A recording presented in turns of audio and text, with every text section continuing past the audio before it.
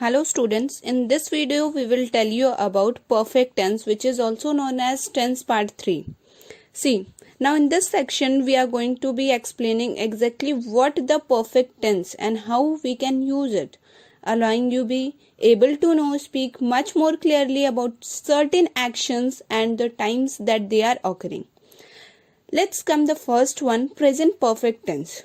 Actually, the present perfect tense is something which might seem complicated at the first glance, but if you will understand the basic rules, it becomes more and more simple. This tense used to talk about an action which begins in the first but has continued into the present moment. Just be remember, it talks about actually past, but the moment is still continued and is something that we see often using in English language. Okay, so now I'll tell you that it used to describe what? An action or situation that begins sometime in the past and continues into the present time, as we have discussed earlier. Second point, an action which performed during a period has not yet completed. That means yet it has to be completed. A repeated activity in the unspecified time or period between the past and current time period. An action that has finished in just very recent past, expressed by just, like I have just come. And an action when the time is not important. So these things which used to describe that the tense is still in the present but the work has been completed. Now I am going to tell you about rules. We will apply over here has, have and verb will be remain in the third form. Has, have with has we will use with the singular verb subject, and whereas have we will use with plural subjects. With he, she, it and name we will use has, like she has gone, they have gone, they, why so? Because of plural. Now come to the past. Past is also called the प्लूपर्फेक्ट. इसको हम लोग प्लूपर्फेक्ट भी बोलते हैं. That is a verb that used to talk about action that were completed before point in the past.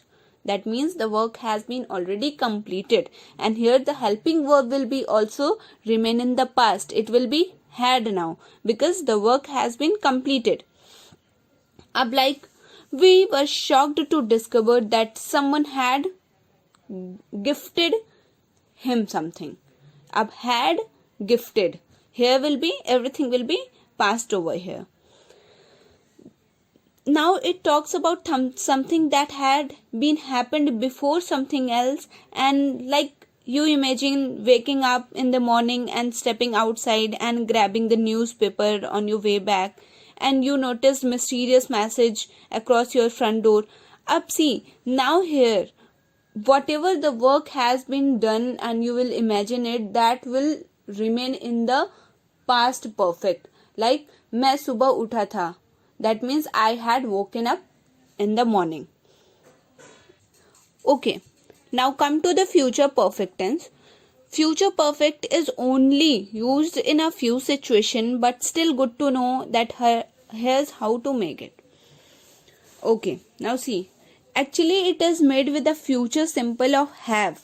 Like have will be converted into will have, as according to the rule future का जो होता है sign, that is will and shall. With will and shall we will use have, and past participle with which is also known as verb third form. Okay, like I will have finished this book. Listen over here. Will have finished. Will have or shall have plus verb third form will be applied over there. If we have to make it negative, we will just apply after shall and will not. Next, if we have to make question interrogative, same formula we will apply like earlier we have discussed. Shall and will be remain at the place of subject, and subject will take the place of helping verb will and shall over here, which is. Hello students, in this